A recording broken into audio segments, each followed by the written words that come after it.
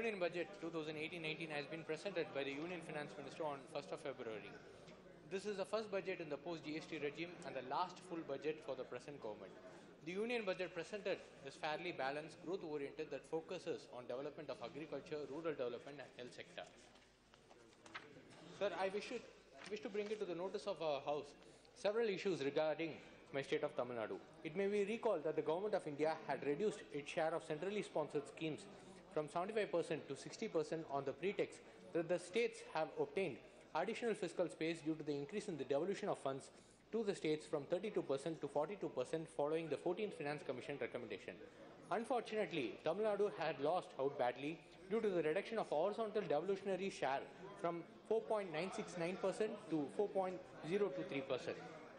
Consequently, the overall devolution to the state of Tamil Nadu has shrunk and impaired the ability of the state government to finance its own program. I request the Union Finance Minister to provide a special ad hoc grant to our state by ways of special compensation to ensure equity in central allocation. Sir, in the report of the Compliance of Fiscal Responsibility and the Budget Management Act 2003, for the year 2014-15, the Comptroller and Auditor General has reported a shortfall of Rs 81,647.70 crores in the aggregate amount of devolution to the states during the period 1996-1997 to 2014-15. The Government of India is duty-bound to settle the shortfall of earlier payments due to the states, and it is estimated that the due to the state of Tamil Nadu on this account would be about Rs 4,500 crores. Hence, the central government should allocate funds for these payments due to the state of Tamil Nadu. Sir, the state of Tamil Nadu had reiterated time and again the need to include the revenue received from levy of cess and surcharges in the divisible pool of resources to the states. Further, the levy of surcharge of 2% on the super rich that replaced the wealth tax has shifted the fiscal resource from states to the centre. Therefore, I urge the central government to include the surcharge on the super rich and other surcharges in the divisible pool of resource to the states. Sir, on the issue of loss due to the rollout of GST, the Government of Tamil Nadu has submitted a CST compensation claim of Rs 5,572 crores, of which the Union Finance Ministry acknowledged that only Rs 2,420 crores remains to be reimbursed. I therefore request the Finance Ministry to provide Rs 5,572 crores as CST compensation claim due to the state of Tamil Nadu. I would also bring it to the notice of the House that GST is levied on projects executed by state governments, and it is a serious concern as it is a tax on states paid from the taxes collected from the people and had adversely affected the financing capacity of the state to execute works, and thereby the central government should exempt the work contracts executed for state governments from the purview of GST. Sir, it is unfortunate to note that the Government of India has reduced the budgetary support year-on-year basis in some very important schemes like Rashtriya Krishi Vikas Yojana, National Rural Drinking Water Program, poverty reduction schemes like National Urban Livelihood Mission and National Rural Livelihood Mission for the state of Tamil Nadu. Budgetary allocation for schemes like Sarva Shiksha Abhiyan and Rashtriya Madhyamik Shiksha Abhiyan has become stagnant to the state of Tamil Nadu. Funds were not released by the concerned ministries on the ground that the respective ministries have exhausted their budgetary support. Following are some glaring examples, sir. Under post-matric scholarship scheme, arrears are pending to be released to the state of Tamil Nadu. Under SSA and RMSA, there are pending arrears which are approved by the Project Approval Board. Under fishing harbour construction with central and state share basis, the release of funds by the central government is pending. Arrears under marketing intensive component of National Handloom Development Program and National Fishermen Saving Cum Relief schemes are few schemes which I have mentioned, and there are several schemes for which the Government of India has not released its due share of funds to the states. Sir, under Green Climate Fund, which is a project for the management of the shoreline of Tamil Nadu coast and for addressing the sea erosion caused by climate change, the proposal was sent to the Government of India for an outlay of Rs 1,143.56 crores through NABARD to be implemented under the National Adaptation Fund on Climate Change. However, the decision of the Government of India is awaited in this regard. Sir, with regards to the Smart City Mission, the Smart City Mission guidelines focuses on area-based development which envisages providing infrastructure facility in a selected part of the city, whereas the rest of the city will be covered in subsequent phases. This ultimately will lead to creating city-level imbalances. Thereby, it is imperative that in the Smart City Mission guidelines, flexibility may be provided to the Smart City Special Purpose Vehicle to implement basic infrastructure facility on a pan-city basis instead of an area-based development. Further, in our state, Tamil Nadu, There are about 48% of its total population live in urban areas.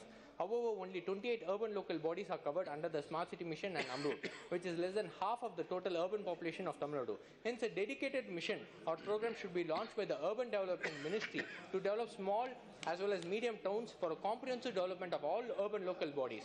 I urge the government of India to increase the share of funding for smart city projects from a equal sharing basis between the centre and the state to a more majority share by the centre, as it is one of the most pioneering and ambitious project of the central government. I also urge the central government to increase the allocation of funds for the smart city projects of Tamil Nadu. Sir, under highways, it has been a long pending demand for 6-laning of the Coimbatore-Punamalli Valajapet road at a cost of rupees 1,500 crores, road safety work on the national highway at a cost of rupees 2,300 crores, Chennai peripheral ring road project at a cost of rupees 7,446 crores, upgradation of national highway 45A of the East Coast Road into a 4-lane road, and upgradation of the stretch from Nagapattinam to Kanyakumari under the national highways. Sir, the Government of India has given special focus on expanding the capacity of the suburban train system in Mumbai and Bangalore, whereas suburban train system in Chennai, which needs to be strengthened and expanded, is left out in the budget. Several major rail infrastructure network projects identified by our leader Puratchi Thalaivi Amma in the Vision Tamil Nadu 2023 document need immediate attention by the central government. There is no budgetary support by the central government for these projects even after several requests by the state government of Tamil Nadu. The budgetary allocation for metro projects has been substantially reduced throughout our country as compared to the previous year, and I request the Honorable Finance Minister to kindly increase the allocation for rapidly changing the face of urban transportation and allocate sufficient funds for the Phase 2 Chennai Metro Rail project. Sir, under the National Social Assistance Program, the Government of India has been providing pension of rupees 200 per beneficiary under the Old Age Pension Scheme and rupees 300 per beneficiary for widows and differently able since 2011. It is obvious that rupees 200 per month is grossly inadequate for a decent living, and the pension to be increased to rupees 1,000 per month. Sir, the central government should strengthen the primary health care centres and increase its budgetary allocation for National Rural Health Mission. Modernization of police forces and Coast Guard organization budgetary allocation should be substantially increased, and the current level of funding is grossly inadequate. I request the Government of India to finalize the location of All India Institute of Medical Science in Tamil Nadu without further delay and allocate sufficient funds to expedite the project. The constitution of a dedicated affordable housing fund in the National Housing Bank is a welcome move, but the allocation for the Prime Minister Awas Yojana has been reduced in the budget. There has been a reduced allocation of fund for Kamaraj Post Trust compared to the previous year.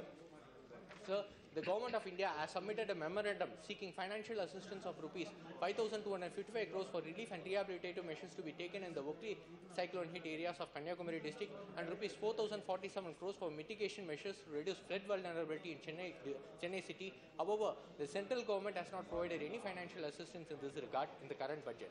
Finally, sir, one of the fundamental principles of cooperative federalism is the timely fulfillment of the commitment made, and the fulfilling the commitments, financial commitments of the state forms its bedrock. However, a falter in this commitment will severely deter the socio-economic development of the state as well as the country. Thereby, I urge the central government to release its due share of funds to the states immediately for a holistic development of our country. Thank you, sir.